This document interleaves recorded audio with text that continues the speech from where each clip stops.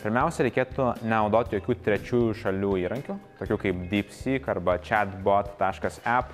Tokių naudojam tik tai originalius įrankius, tokius kaip chatgpt.com arba gemini.google.com. Tai naudojam originalius įrankius. Antras dalykas, reikėtų nusistatyti savo paskyroj programai nustatymus, kad nenaudotų mūsų duomenų modelio apmokymo tikslais. Tai ChatGPT turi tokį nustatymą, tai reikėtų šitą nustatymą išsijungti.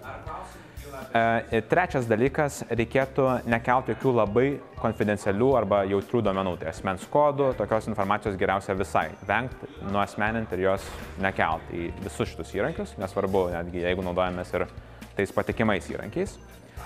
Viešoje erdvėje naudojant dirbtinio intelekto turinį, tekstus, nuotraukas, reikėtų visą laiką nurodyti, kokį modelį aš naudojau ir nurodyti, kad tai yra dirbtinio intelekto generuotas turinys.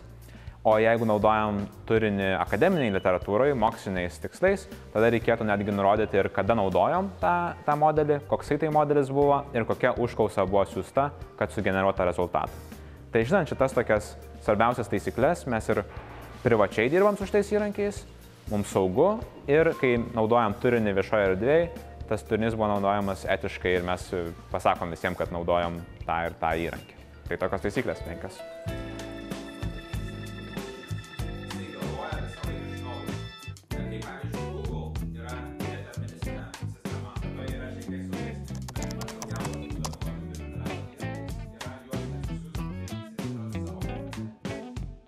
Autorių teisių ir gretutinių teisių įstatymas reglamentuoja, kad autorius turi išimtinę teisę leisti arba uždrausti naudoti savo kūrinius. Ir ar kalbame apie dirbtinio intelekto įrankius, ar kalbame apie tradicinius kūrinių panaudojimo būdus, jeigu jie yra be autoriaus leidimo, jeigu nėra licenzijos, tai yra laikoma autorių teisių pažeidimu, nebent kūriniai yra naudojami tuomet, kai toks jų panaudojimas patenka į įstatymę numatytas išimtis. Tačiau bendrinė taisyklė sako, kad jeigu naudoji kūrinį, visada privalai atsiklausti, gauti leidimą ir sumokėti autorinį atlyginimą.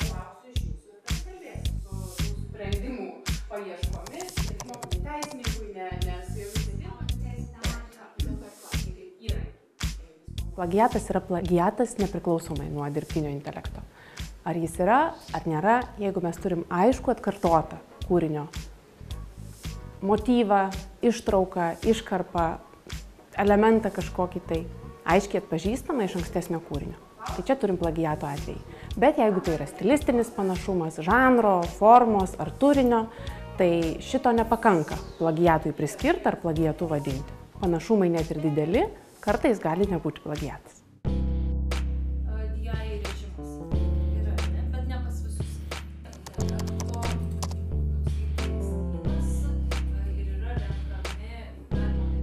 Jūs visuomet, kada gaunate dirbtinio intelekto atsakymą, turite patikrinti visais įmanomais būdais, iš kur šita informacija ir ar ta informacija yra tikrai korektiška ir teisinga.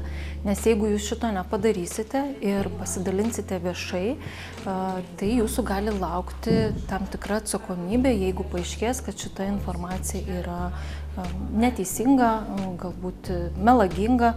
Tai jūs esate visada atsakingas tuo, kuo jūs dalinatės ir jūsų atsakomybė yra patikrinti, iš kur ta informacija yra gauta.